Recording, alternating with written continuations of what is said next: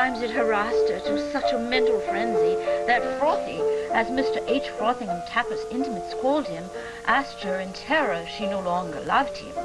This secret had begun in an innocent way, as many secrets do, and although it is now only 4 months old, rather young for a secret, it haunted Mrs. Tapper's dreams increasingly. It lurked provokingly in the back of her consciousness. It leaped forth triumphantly, just as she thought she had once forgotten it. It was unforgettable, unbearable was this secret, and this is what it was. Although Frothy did not even suspect it, their wedding invitations had never been paid for. They'd been sent out 3,000 strong. They'd borne the fruit of 480 royally generous gifts, but they'd not been paid for. They had not been paid for, and the bill for them in all their shaded Old English elegance, with their crested impressiveness and their enclosed "at home" and "please present at the church" cards, amounted to the appalling sum of $940. To conceal the existence of this bill and get it paid somehow was what tormented the days and tortured the nights of Mrs. H. Frothingham Tapper. The trouble had all come about through misunderstanding. Kitty Tapper's father, Judge Abbott, was well off, and under ordinary circumstances could and would have given his daughter a handsome wedding.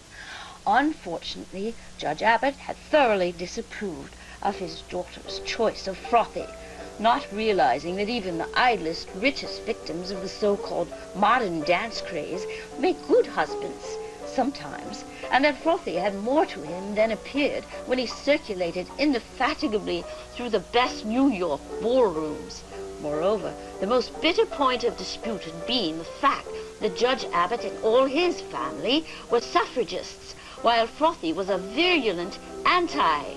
Judge Abbott's aversion to Frothy was one reason why Kitty had not been reckless about her wedding expenses. The other reason was that she had inconsiderately elected to be married the very year that Judge Abbott was putting every available dollar into the development of a new business. Both these reasons considered, it had been very generous and magnanimous of the judge to consent to his daughter's marrying the apparently frivolous Frothy and to offer to pay all wedding bills. Therefore, Kitty, feeling unusually grateful and tender-hearted toward her father for accepting Frothy as a son-in-law, brought her trousseau with uncharacteristic care, was especially economical in regard to the floral decorations at the church, and for the wedding breakfast ordered as simple a menu as she dared. But considering that one extravagance was justifiable in a bride, she had splurged on the invitations. No one could blame her, although Kitty, like so many girls who live in luxury and think in thousands, had no money of her own at all. Occasionally, before she became Mrs. Tapper, she had earned tidy little sums by writing and earning and giving monologues. She began doing it for nothing, for a pet charity of her mother's, but she was so successful that without trying at all, anyone could sell tickets for Kitty Abbott's monologues. Kitty gave these monologues, finally, semi-professionally, because money is a useful commodity, as all those who know who have none. Unfortunately, the popular Miss Abbott was given to spending every cent she made, with remarkable celerity, even for a New Yorker, which deviation from the secret explains why Kitty could not pay for the invitations herself.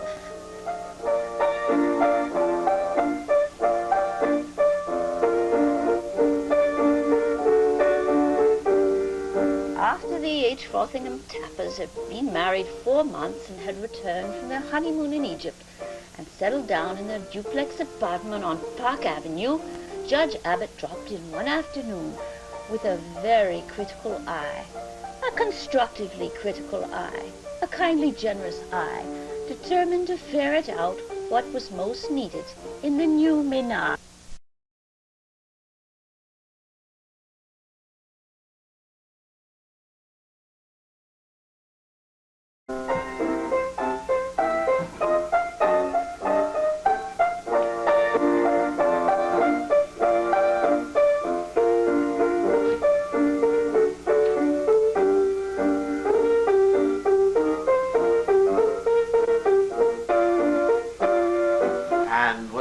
me to give to you, Kitty? You've already done so much, dear. The wedding and all my lovely trousseau. But you need some rugs. For instance, in your drawing room, you should have one large, sumptuous rug instead of 11 or 12 unrelated oriental dabs. And I don't think too much of your dining room rug either. Of course, it's of good quality. No one would give you anything else. But it's too small. But, Father, really, I don't think we need. Darling, I want you and your darling husband to meet me tomorrow at Hornby. And we'll get you some good rugs. We'll meet tomorrow at 10:30. You remember that the Hornby is uptown now at 47th and 5th? Yes, yes. We'll be there, sir. Good.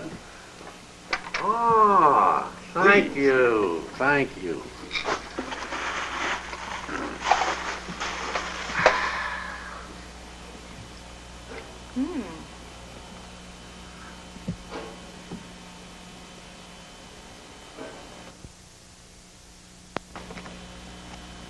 Say, why don't we go for a spin in my new racer? Ah, yes.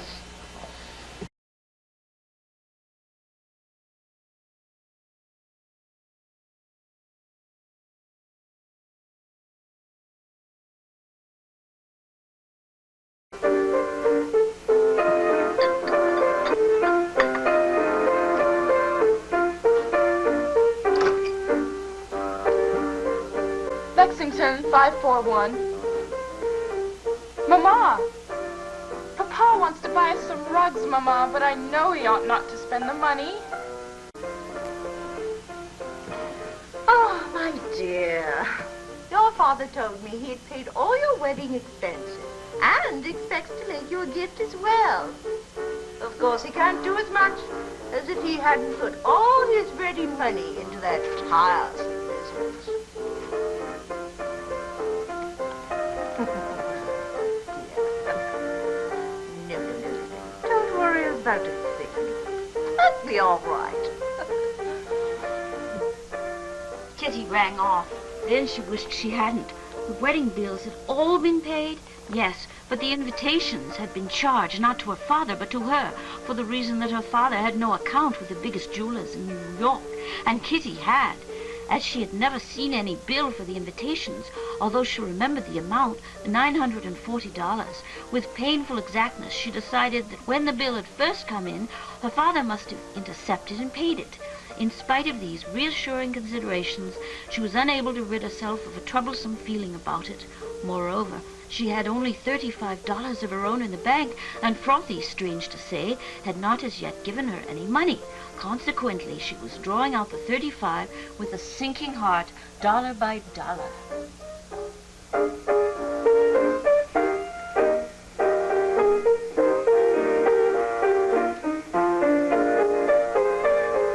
Like most women under similar circumstances, she felt she would sooner die than ask her husband for money. In fact, the only conversation she'd had with Frothy about finances was when he said he didn't care to have her give any more monologues professionally. This one channel of income being closed, the very car fares she was obliged to spend seemed colossal. She was fated to meet friends and be obliged to pay their fares, too. Brooding and worrying over money had driven her almost into a fit of tears when Frothy returned with a book on rugs which he had just purchased on the avenue. As he looked it through, preparatory to the next day's shopping, Kitty cuddled down beside him, but she took scant interest in the book itself or its illustrations. She could only know whether the invitations had been paid or not. How could she find out without asking? Suddenly she laughed to herself. How absurd she was. Of course they must have been paid for. That night Frothy took her to the theater, and they saw friends and were seen by them and complimented and invited out to supper. It was good to be alive, thought Kitty.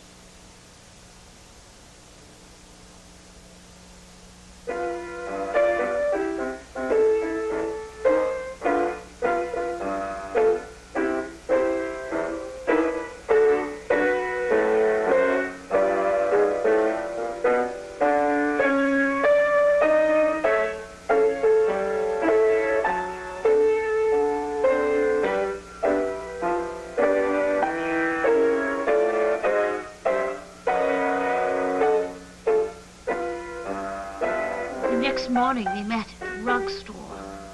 Kitty's impulse before the rugs were purchased or even displayed was to take her father aside and ask.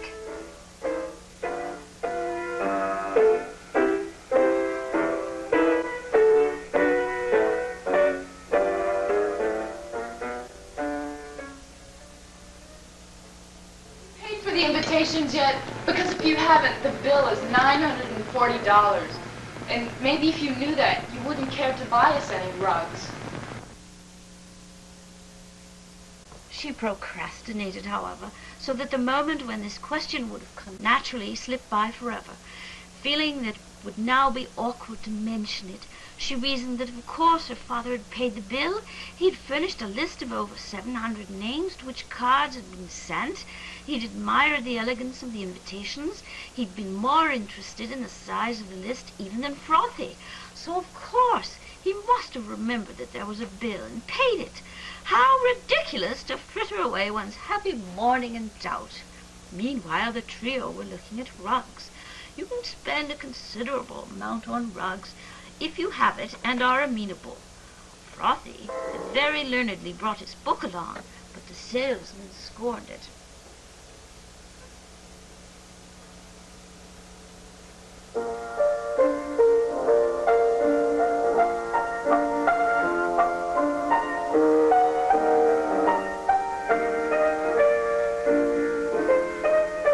Judge Abbott refused to be read aloud to by someone who couldn't pronounce the names when he had a member of the firm at his elbow.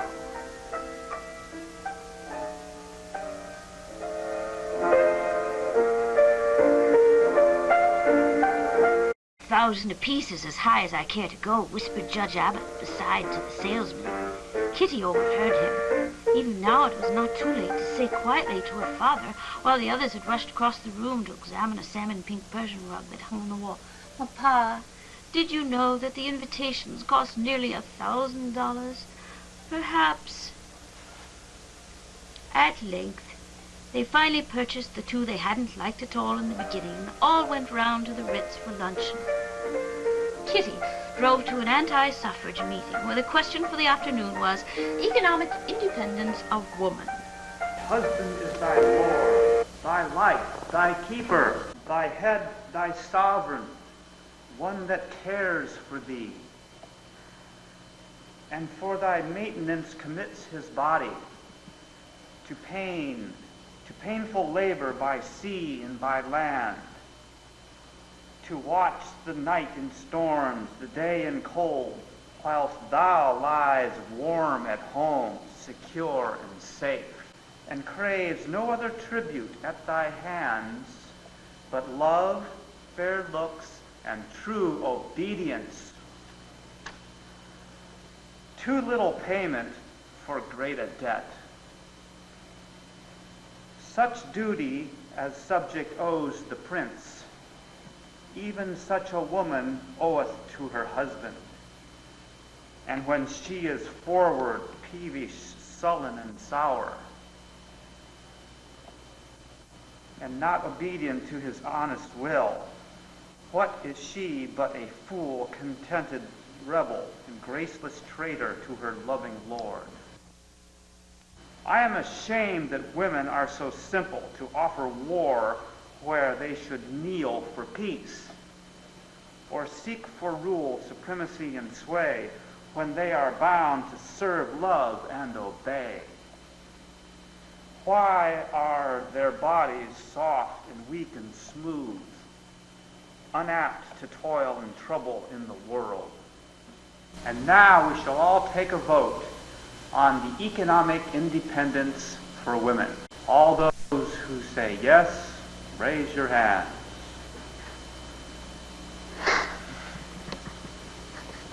And no. Aha, the no's have won. There will be no economic independence for women. Next week, Mrs. Tarby French came informally to ask Kitty to lunch with her. Mrs. Tarby French was given to rushing her friends, and Kitty, who liked attention from so important a person, accepted.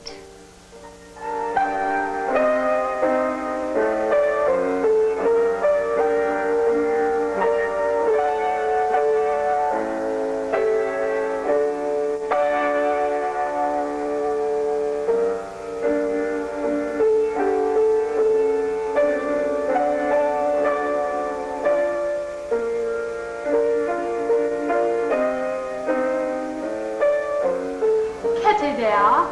I haven't a cent. Of course, I always sign Jerry's name to the check, but I must be the waiter. Do you happen to have $1 with you? Oh. Why, yes, of course.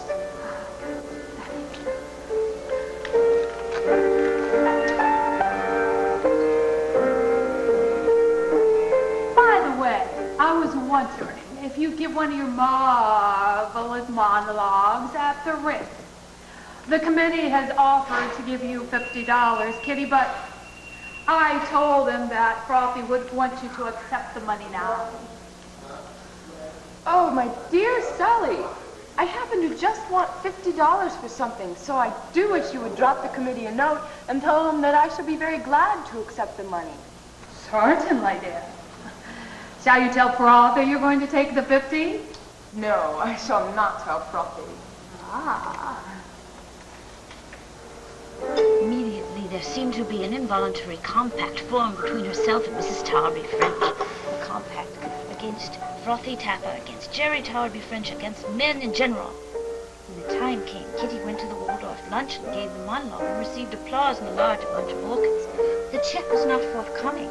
After a decent wait, she spoke to Sally Tarby French about it.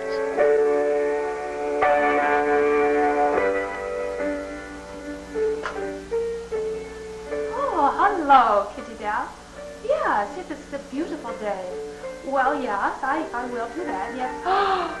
Oh, my. Kitty Dale, I completely forgot to tell the committee. And all their money is spent. Oh, what a shame. Never mind. The next day was the 3rd of the month again. No wedding present had arrived meanwhile to explain the letter from the jewelers, but another similar letter to Miss Catherine Abbott appeared. As before, it was sent to her former address and forwarded. She waited until Frothy had gone, and then with cold, nervous fingers tore it open. There it was, as she had feared, suspected, and in her innermost heart known, a bill for $940, and it had been 6 months since the wedding. She went to her mother's with a bill in her otherwise empty pocketbook, intending to ask Mrs. Abbott's advice. Must be home. It's new. From Frothy, I suppose. Of course. How have you been, Mother? Oh, my. The rugs just look beautiful. Oh, I'm so glad to hear it. Yeah. Frothy and I are very happy. Huh. Mother, dear, please cheer up. You're a bride, and you're young, and you have no idea about anything of responsibility or trouble. Your father is worried to death about money. If he can't raise $10,000 somewhere, he's going to lose all the money he's already put in. For the 100th time, I wish I hadn't invested in Florida oranges with my few thousands and lost them all. Your rugs are paid for, Kitty. But I think it will be a long time before we pay anyone or anything else. I've had to dismiss the butler. No. And I may even have to borrow from you. But your father will never come round and borrow from Frothy, so you are spared that worry.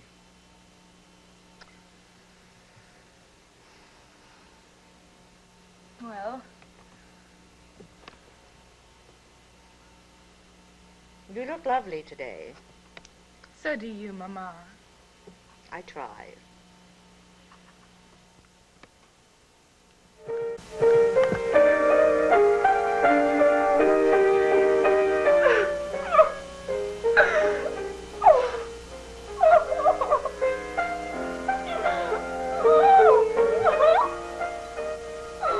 I voted against it, but I do want to be economically independent.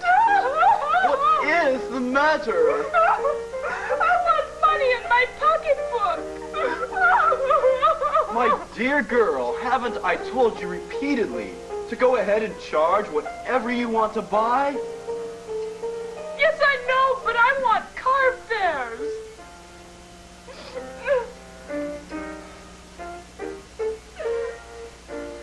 She shall have car fares, so she shall.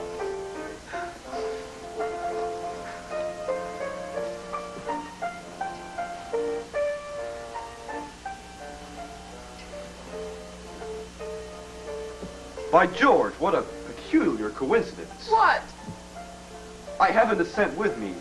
I was going to get a check cashed before I drove home, but I didn't want to delay another second before seeing you.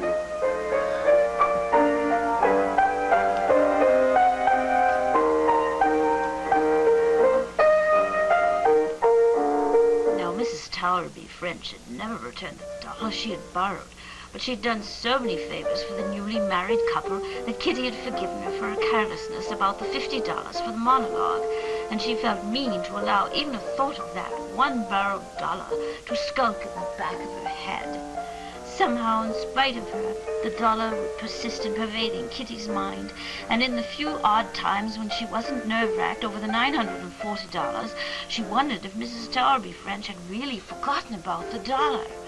As she found no way of paying for the invitations during this, the 6th month, Kitty decided to burn the bill and spend the rest of the month trying to think of a way to pay for it. One by one, she went over the list of the friends from whom she might borrow money, and one by one she rejected them. Now that she was married, she simply could not borrow money without reflecting on Frothy, so she drifted on, but with the usual penalty of drifting, an ever-increasing nervous strain. She had no jewelry that she could sell or pawn except 2 old family pieces that she felt she had no right to sacrifice any more than she could use the jewels that Frothy had given her. As she was struggling for the 1000th time to solve the problem, all at once she thought of Mrs. Towerby French. Oddly enough, it had never before occurred to her to borrow money from that wealthy and generous person, from the one woman she knew who could best afford to lend. Towerby French literally spent small fortunes every year. When she had lost all her fabulously expensive jewels on the Titanic, she'd immediately ordered even more magnificent ones. And she had once condescended to borrow $1 from Kitty. What could be easier, what could be more natural in such perplexity than to go to Sally Towerby French?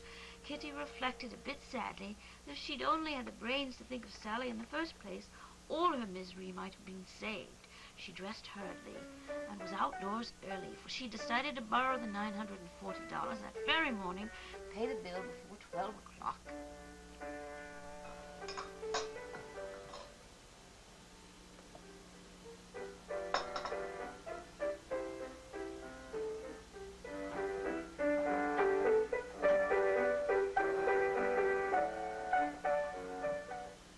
My dearest Sally, I am temporarily in a financial hole. Will you loan me $940 like the angel that you are? My dear, I make it a rule never to loan money, dear. I'm so sorry. I ought not to have asked you. Kitty, come here.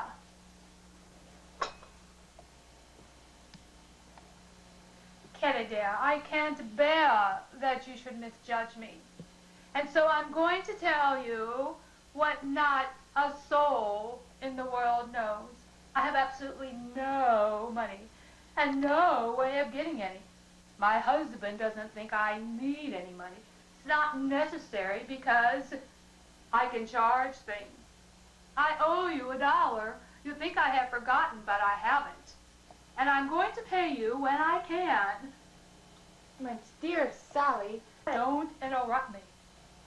I want to tell you that I have just discovered a way to make money. You see, I have borrowed so much in small tips and cab fares that I owe quite a lot, and I'm in debt. You can't guess how I got this.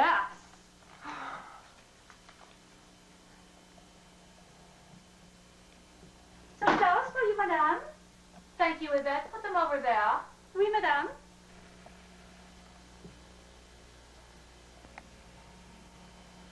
We have one of the finest cooks in New York, as you know. And I ordered him to make cakes. He thinks they are for a bazaar. But in reality, I take them to a certain women's exchange for $1 a loaf. Cash, Kitty.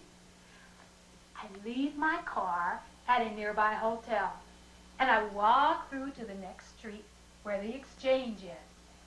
I wear a plain suit and a thick veil, which I put on in the hotel dressing room.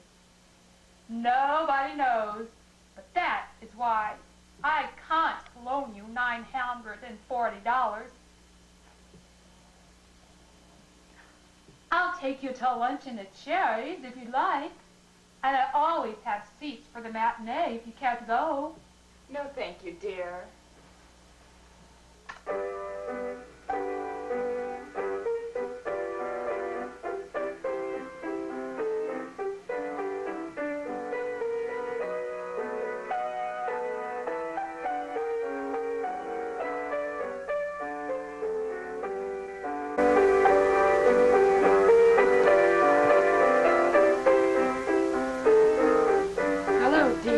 Hello.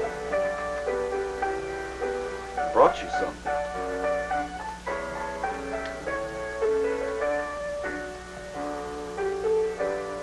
Well, open it.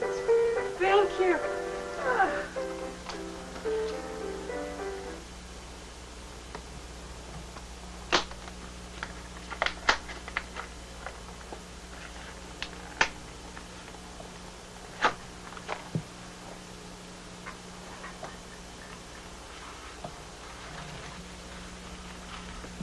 Oh, my darling, it's beautiful. Thank you. Oh, I bought it this afternoon at Tiffany's. do you have an account there? Yes, always have. Shouldn't consider that I qualified socially, unless I had.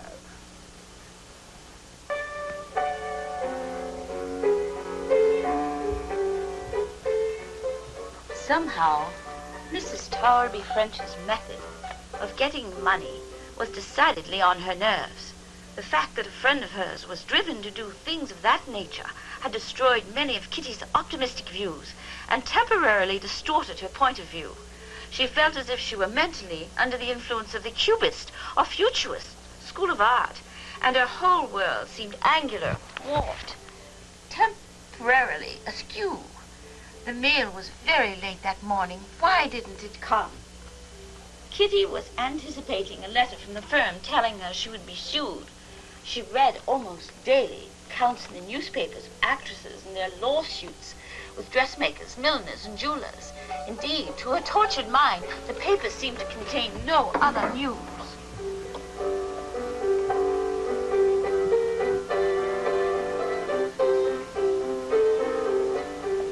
I think I won't wait for my mail. Your mail, Thank you.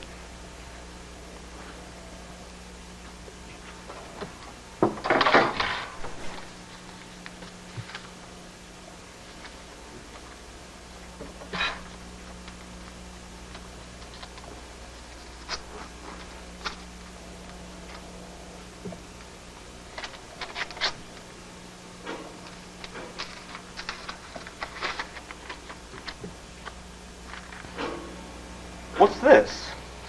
It's the bill for our wedding invitations. It's never been paid. I'll send it to your father at once. Don't! He hasn't any money now.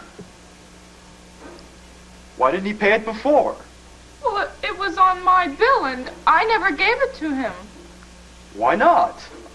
Well, when the bill didn't come in, I thought he had paid it. I don't see why he transferred it to your account. Except that a man is responsible for his wife's debts. A law which was made by men and not by women. Well, I shan't pay it. I'm not responsible for it. Of course. No, you are not responsible.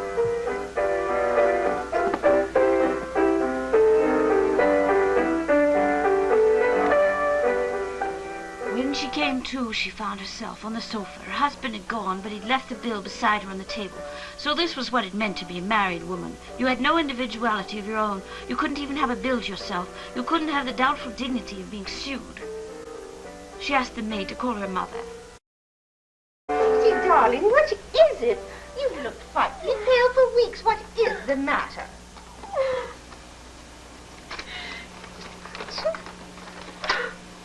Oh. What can I do? think of a way out, and I can't. But this bill must have been paid over and over again. When your father was so worried about money, he kept saying he was so thankful that the rugs and all the wedding expenses had been paid. Did you ever hear him speak of this particular bill? Not a word. Kitty, darling, you are not to worry. I will take it upon myself to pay the bill somehow. Let me have it. You may tell Frothy that it will be attended to. Oh, it is too early in your marriage to have anything like this come between you. I wish you had told me before. I can't let you bear my burden. I'm only too glad to do so. Put the matter out of your mind at once. Thank you, Mama. I'll get the money in a day or two somehow.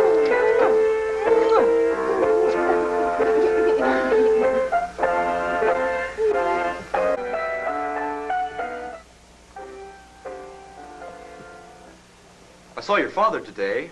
He paid that bill 6 months ago. Oh.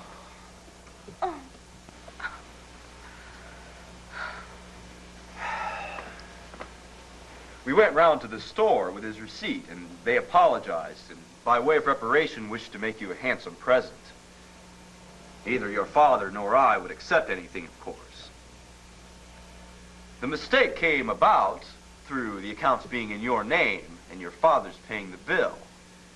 When he settled, they made out the account to him, but through carelessness, they neglected to take your name off the books. Oh. Tell me what I can do for you. I can't bear to see you like this. Is there anything you want? Frothy, dear, since you don't want me to give monologues for money anymore, then I wish you'd let me have an allowance. Not much, but just a tiny little bit, and I'd like it regularly. Now, precious. I was talking with Jerry Towerby French on that very subject today. He agrees with me perfectly. We both prefer to pay our wives' bills ourselves. It seems more chivalrous, more as if you really belong to us.